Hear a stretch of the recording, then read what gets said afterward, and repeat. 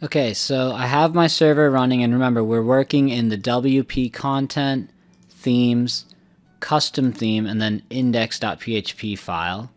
Okay, and we just added this Jumbotron, right? So if I go over here, we have this. I'm going to refresh it, and it looks like this now because we put the container inside of the Jumbotron. So now, why don't we do something cool? We're going to add some color here because the gray looks a little bit bland. And there's a cool way to add some background color here to this big call out, this Jumbotron. So if I go over to Google and search for CSS gradient generator, this is kind of a shorthand way of doing this. And you can go to a website. There's a bunch of different ones. You can try them out. I'm going to use this one here at colorzilla.com. So if I click that, you can kind of produce these gradients. And I'm going to create a horizontal gradient. So let me zoom in a little bit. So I'm going to change the orientation to horizontal, and I'm going to kind of move these around a little bit so that I can get a little bit cooler of an effect. So if I move that and just kind of make this a little bit off center, and then I'm going to lighten up the color a little bit and just kind of change it.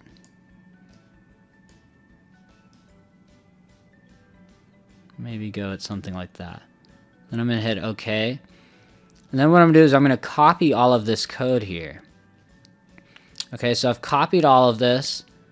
You could probably just highlight all of it too, but there should be a copy link for you. So I copied it, and I'm going to go back now, and I'm going to change this background to have that gradient, just to give it a little bit more of a polished and professional look.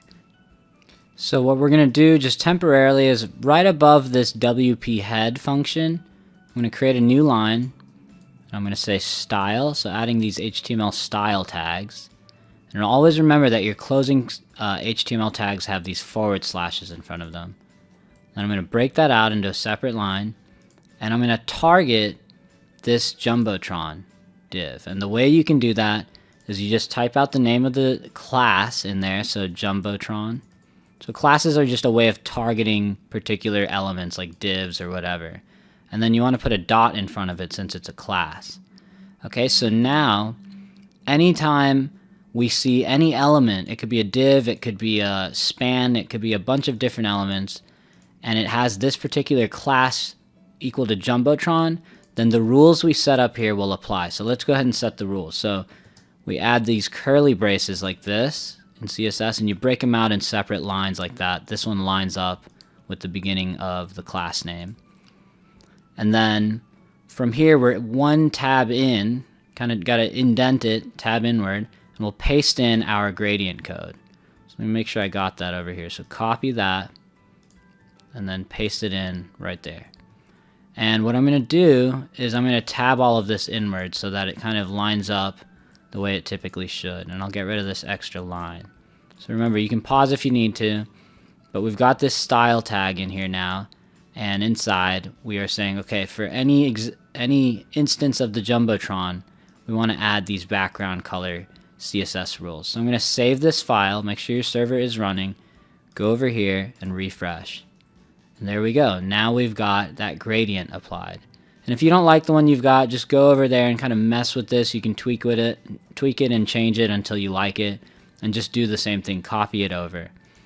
And I'm also going to add another rule down below this. So add a new line, and I'm going to say color white, and that way the color for the font in here, this welcome to our custom site, whatever that call out will be, will show up in white. So if I refresh that, there we go. This is starting to look a little bit better now.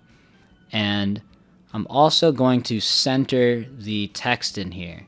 And the way we can do that is just right next to this class equals container, just next to the R, I'm going to hit space and then text dash center.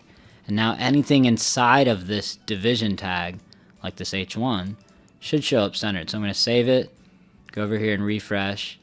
And there we go. Now our site is centered up and it's starting to come together a little bit more.